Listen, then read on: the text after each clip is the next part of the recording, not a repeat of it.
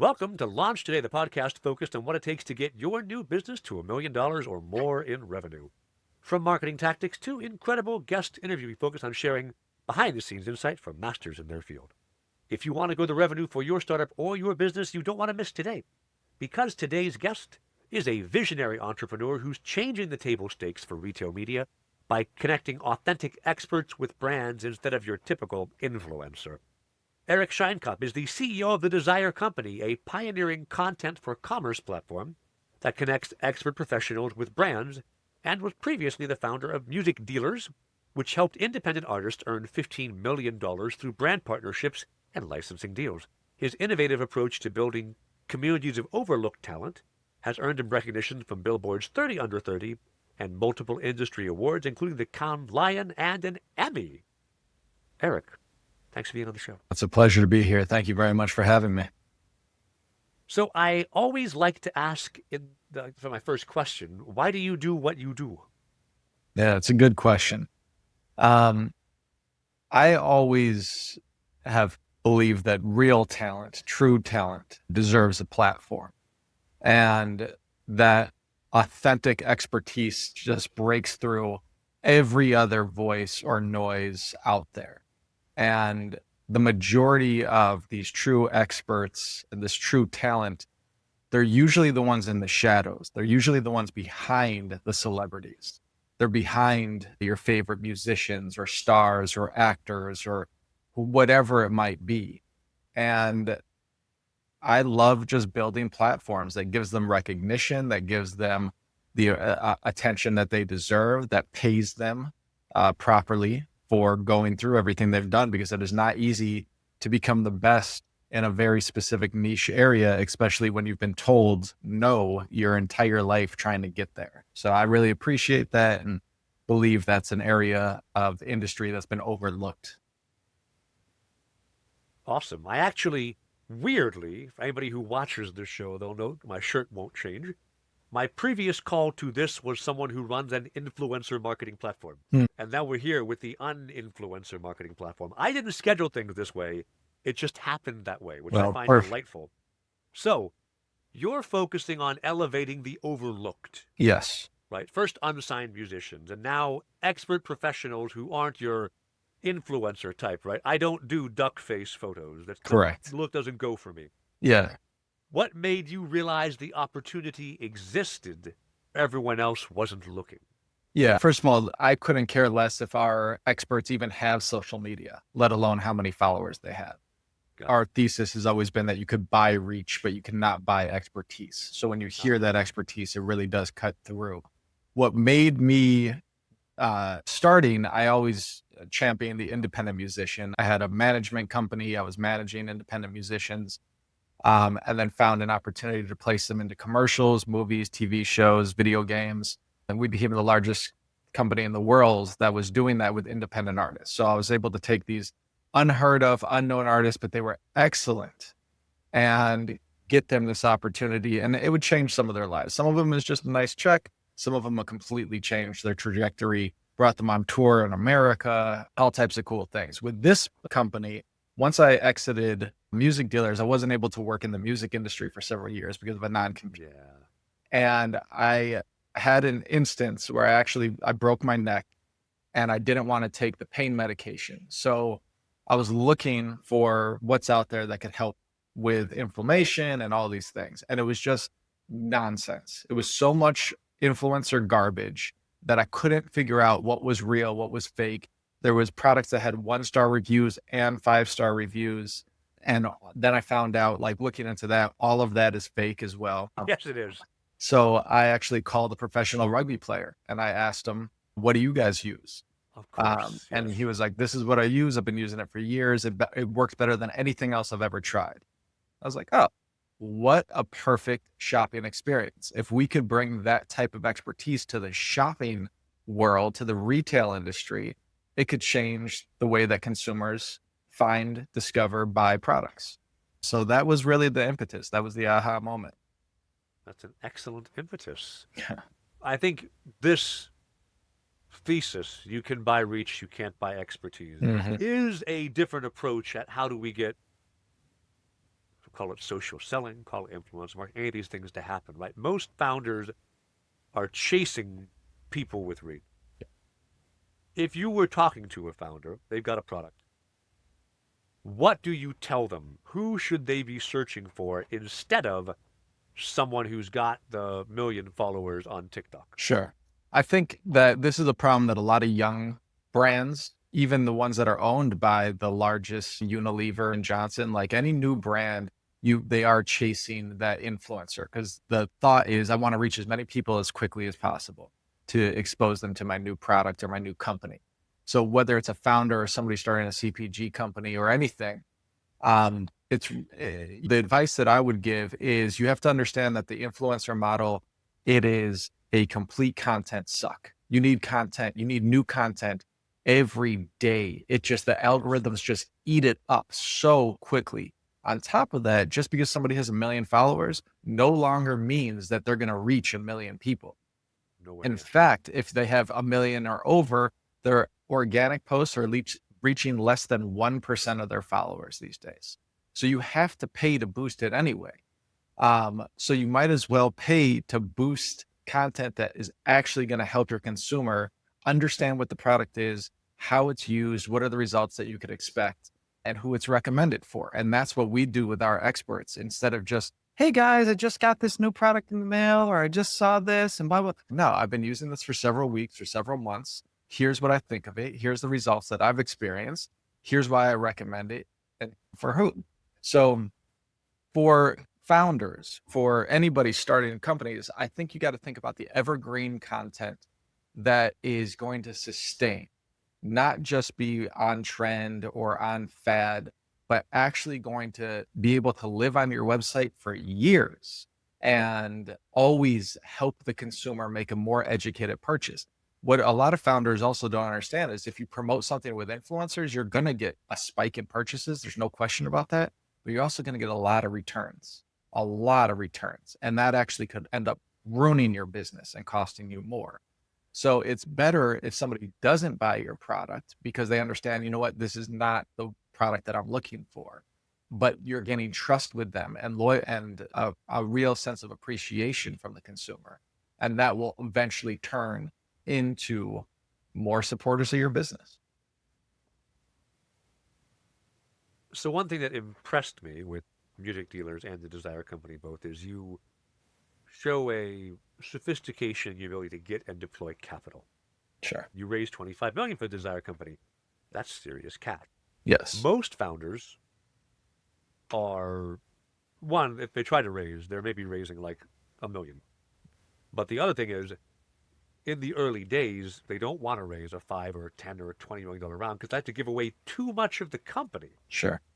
How are you able to raise money like this, but still keep enough of the company under control that you know the next round is going to be possible? Or maybe your whole thing is, this is one and done. I don't need to raise another round because this is what's going to get me there. What was the strategy behind doing this kind of thing?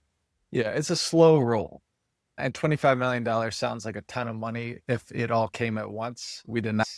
And we made a lot of Scrooge McDuck swimming through exactly a pool full of money. Yeah, exactly. Yeah, you make a lot of mistakes as you're learning. Like I came to my investors with a hypothesis. Here's what actually happened. When I exited my last company, my board was asking me what I was going to do, my previous board. And I was like, I don't know. I was really depressed about not being able to work in music. I didn't understand that when I sold my control of the company. I didn't get that. And I was like, I don't know what to do. This is my entire life. Like my identity, everything is attached to this music industry. And they were like, what do you want to do? And I was like, I have an idea over here and I have some thoughts over here. And I was lucky enough that they had worked with me for about almost 10 years at that point. So they were like, we'll fund you so that you go out and think about what you want to do, spend some time. That's a very lucky position. And it's only because my first company, I started in college. I grew it then out of my apartment and we became the largest in the world. And I brought in investors and everybody saw me grow that. So there was a lot of trust there. And so they said, okay, we'll put in the first money. It was a $6 million valuation. We're now over $100 million valuation. it was a slow roll, but it is, here's what I want to do. And I think the most important thing is setting milestones that you could then communicate as to, did you get there? If not, why not? What is the pivot? When investors are first investing, they don't care about your product because they know that it's going to change. If it's not real, if it's not making money, if you don't have product market fit, whatever you're being pitched on is not going to be the product that makes it. Yeah. So they were investing in me. And then my co-founder, who I was lucky enough to have join me, they were investing in us as a team to figure something out that could have a big impact. And they didn't care what the idea was. And that was the benefit of being through it before and then being able, and then luckily we've been hitting our goals and we've been hitting our milestones and we've been attracting bigger VCs, all of that feels pretty good now, but it's the same thing. We've woken up with zero money for payroll and had to take it out of our bank accounts and pay everybody. So it's the same mold. I've been there too. I did talk about it on the podcast before. In 2022, the business did 770K. Crowdtamer is my agency. Congratulations. In 2023, it did 180. Yeah. And 80% loss year over year is a hell of a thing, man. Yep. And Vince turned it around. We're continuing along. We're doing okay. We're not back up to 770 yet, but we're doing okay. But it is that year was, man, I gained 45 pounds that year. I've yet to lose all of it back. Because I got an ulcer. I didn't used to have one of those either. Yeah, that happens. That could be brutal. It's part of the process. It really is. It's part of that journey. And that's why so few people actually make it through, is because most people couldn't take that. Most people wouldn't keep going what you went through and facing that. Most people just give up. Definitely. And that actually brings a fair question up, which is most people give up. You exited, were told, hey, you can't exit music dealers. You can't do music anymore. Yeah. A lot of people would go, well, I guess I'm going to find a beach to sit on. Yeah. What made you go, no, I've got to build again? Yeah. I'm a builder, like just through and through. My grandfather was a carpenter. My dad is the carpenter of medicine. He was an orthopedic. So we build things, and it's just in the blood. I need to do it. And there's nothing more, even if it's not mine. Like, I've been an advisor for many years. I've been a lead mentor at Techstars for my 6th year.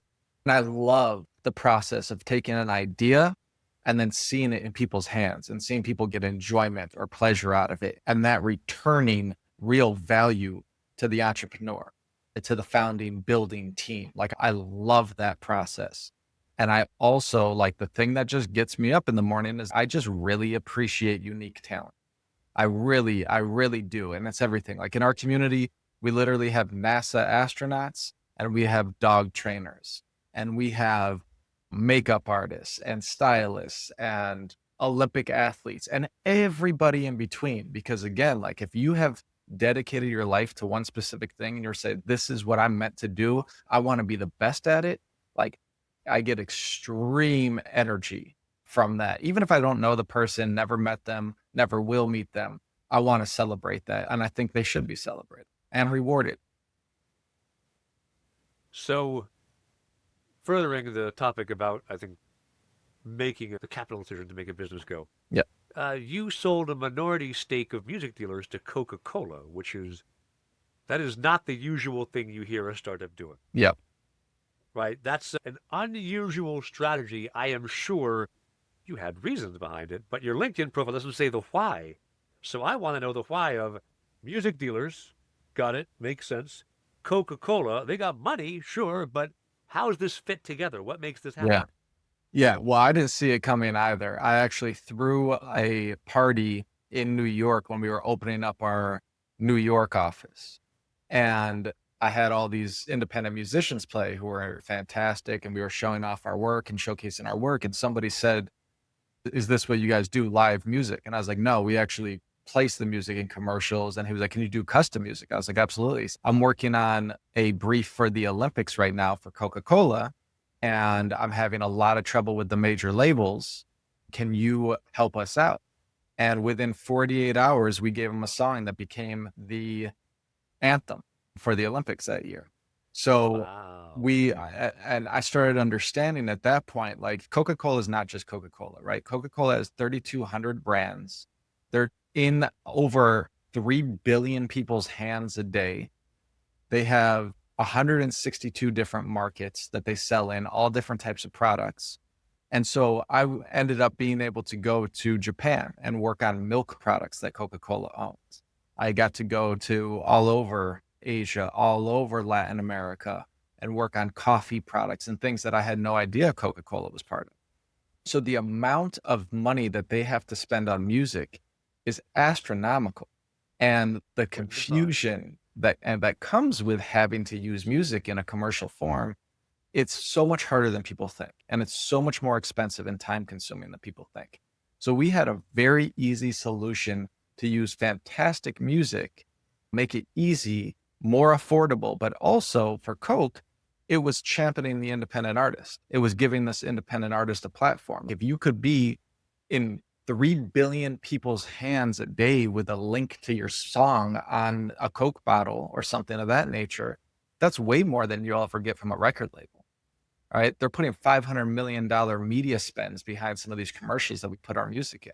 That's way more than you would get from a record label. So I got really excited by that. And we did a couple of projects together and it just worked incredibly well and did the deal. And it was fantastic.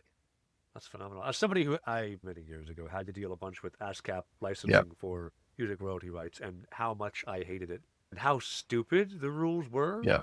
Still back in the early days of the internet when you had to IP filter where your music could play. Oh, you've only got license for part of the internet. I'm like, the internet is flat, brother. Yeah. Everybody can get here. Nope, they can't all listen to this music. Yep. No, it's still reads, and it's even more chaotic because of AI music now. I can't imagine. Yeah. AI music is maybe uncopyrightable, but also maybe not. We don't know yet. Well, off of copyrighted material, which is the problem. But if you go to an easy jazz listening station on Spotify or something of that nature, most of that music's fake. It's not real. Yeah. Because this way they don't have to pay the artist royalties. So it's all AI based. It's crazy. Yeah. Focusing on now on the Desire Company, most companies that produce content for commerce, like the influencer platform I was just talking to, it'll be last week when you guys watch this, they focus on volume, right? They're like, hey, they have 200 million influencers, right? There's just so many people. You're focusing on this expertise and this narrowness. Correct. Instead. This builds trust, which, as I teach marketing, confidence is one of the 3 major elements to get folks to actually buy. But how do you bake trust into everything you're doing with the Desire Company? Not just the outcome of the content, but I think throughout the whole buyer journey, somebody who wants to use the Desire Company, you're baking trust into it. Tell me a bit about how. Yeah. We put our artists, our experts, our athletes, our everybody, we put them first. Period. Like, we're doing it to provide them a unique opportunity. We make sure that they are getting compensated, but also we go above and beyond. 200 million influencers, fine. Have you ever spoken to one of them, 20 of them, 200 of them, let alone 200 million of them? Ours are a real community. We actually do workshops with them. We have them in our studios. We have them at events. These are not people who are content creators typically. So we run all these workshops with actors and people who are in front of cameras to explain how to have better presence in front of a camera, how to communicate your point more effectively. We do pre-production on every single piece of content, and we go through the questions and we go through everything with these experts to get them comfortable. So they really appreciate that we go above and beyond. It does create that personal relationship. We have had typically like a 4 to 6 week turnaround time because everything that we do is television broadcast quality. And sometimes we need things a lot faster. And we could pick up the phone and we could call one of these experts and we could get them in the studio and we could do things that other, typical agencies wouldn't be able to do because they don't actually have that real relationship. So I think it's understanding where we could add value in their lives. And we're getting millions and millions of views on our content every single day. And these are people who don't prioritize social media. They don't prioritize creating content. So for them to get that type of exposure and the money with it, it's just a really nice win for the retailer, win for the brand, and especially win for the consumer as well. Excellent. So you've built between the Desire Company and music dealers, two very different marketplaces. Yeah. Two set of marketplaces, classically giant pain in the butt. Yeah. If a founder said, hey, Eric, I have a phenomenal idea for a marketplace. What are 3 questions you would ask to determine if they really understood what they were getting in for? Sure. I think number one, it's usually pretty good when a founder doesn't have any idea what they're getting into, because otherwise they wouldn't do it. They would stop. Yes, Yeah. that's fair. I've always said ignorance is bliss in starting a company, because if you have any idea the roadblocks and the hurdles and the no's and the pain, nobody in their right mind would do it unless you're a masochist who just, this is what I do. But I think you really have to understand it wasn't good enough for us to have a solution that customers would really want and that our experts would really want. We had to understand the needs and the pains of the retailers, of the brands. Why would they put our content on their website? They spend tens of millions, hundreds of millions of dollars on creating these ecosystems, Best Buy or Target or Sam's Club or Walmart, whatever it might be. Why would they put our video on their website with our logo? That's something that I wanted from the beginning, but we weren't going to get it done. We weren't going to get over that first finish line without understanding their needs that we were truly solving. So I think that a lot of times when I see marketplaces, that especially in a 3-prong marketplace, 2 of the sides, they understand in depth and they totally get it. But unless you have all 3, it's not going to work. And you have to create that win. And as one of our clients says, win-win, don't pretend. You cannot pretend that it works for one of the sides. It has to work for everybody or it's not going to sustain. Got it. I think the challenge of how do you make the supply side want to be there so that you can then build the demand side and then scale both. So when I talk to founders, I've had a bunch obviously where I'm like, I think this is episode 60 or something.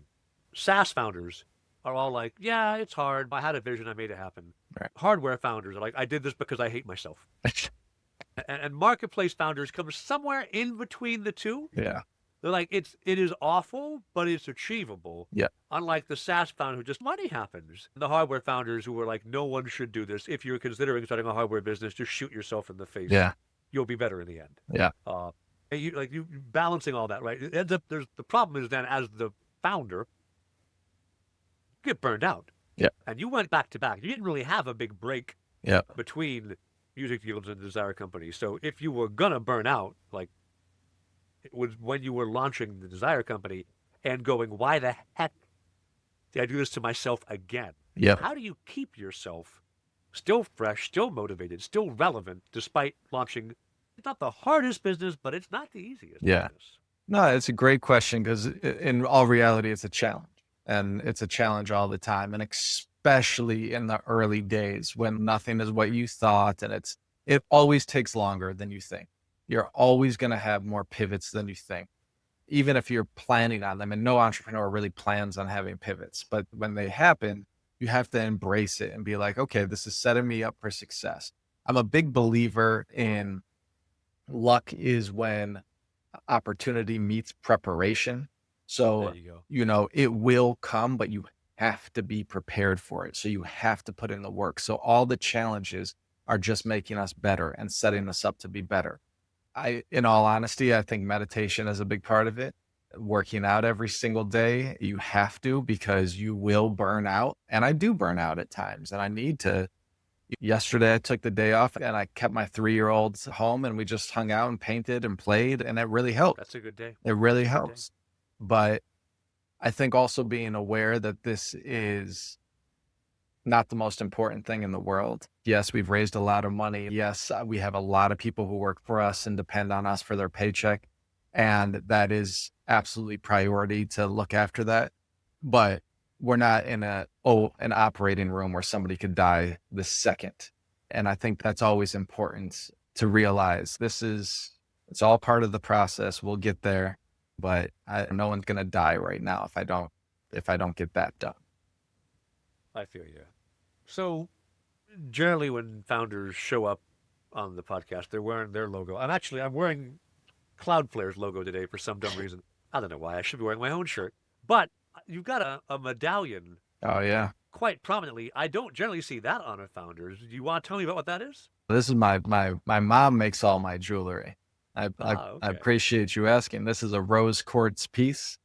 This Oh, is nice. a Montana eye, Oh, and wow. it's my favorite thing in the world because I buy her these big rocks, and she cuts them. And she's 84 years old, and she cuts them and polishes them and designs them and takes metal and melts it and crafts. She made my wedding ring. Like, Oh, it's wow. amazing. So every single day I wear her pieces, something different. Wow. A lapidarist. That's a Yep. rare skill and Yep. awesome to be wearing jewelry that your mother made. Phenomenal. Yeah. I'm so happy I asked that. All right. Yeah. As you might be able to tell from behind me, I like a good book.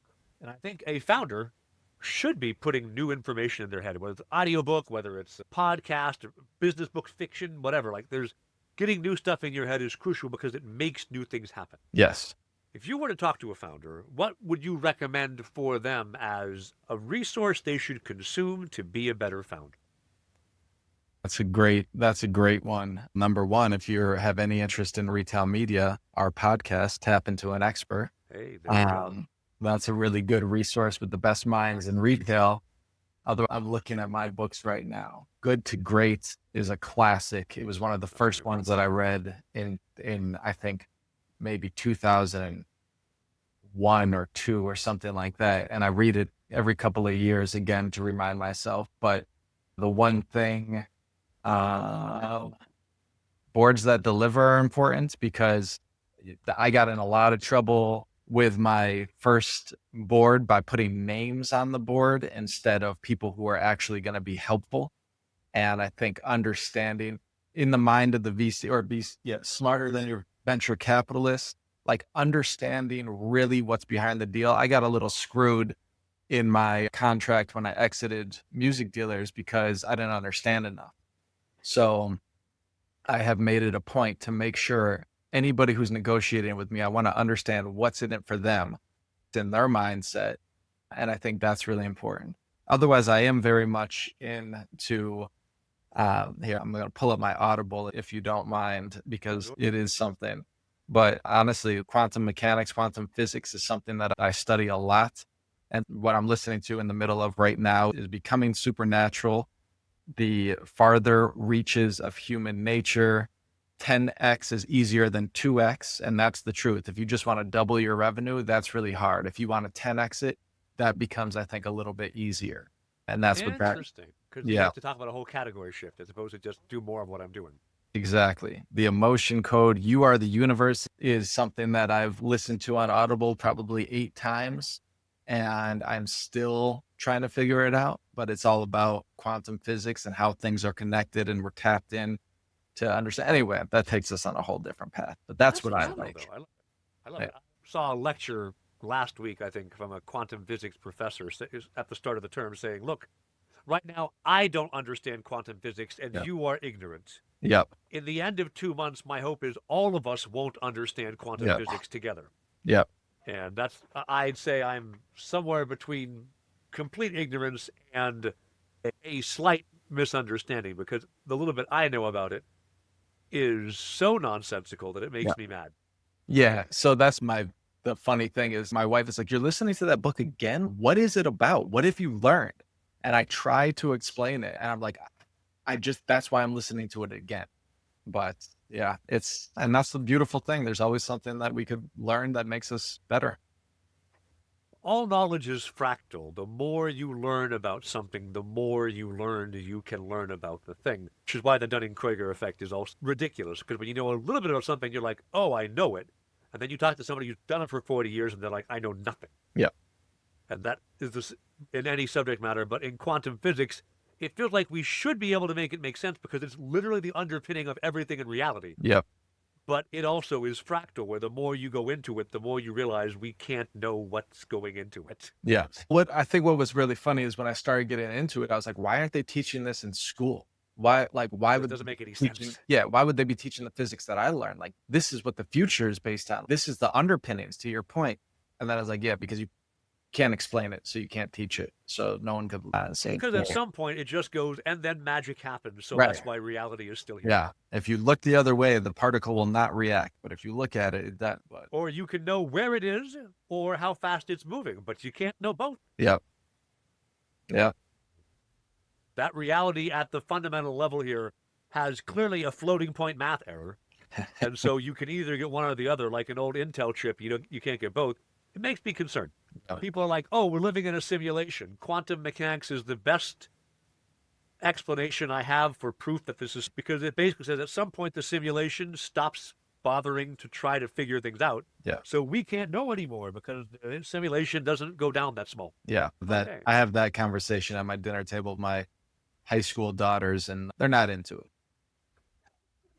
So I have twin 6-year-olds and a boy who's about to turn 10. Nice. And yeah, the deep conversation, they're not, one of my daughters probably would go there. She's very kind of introspective, but the other two are very just, Daddy, you're talking nonsense. Stop.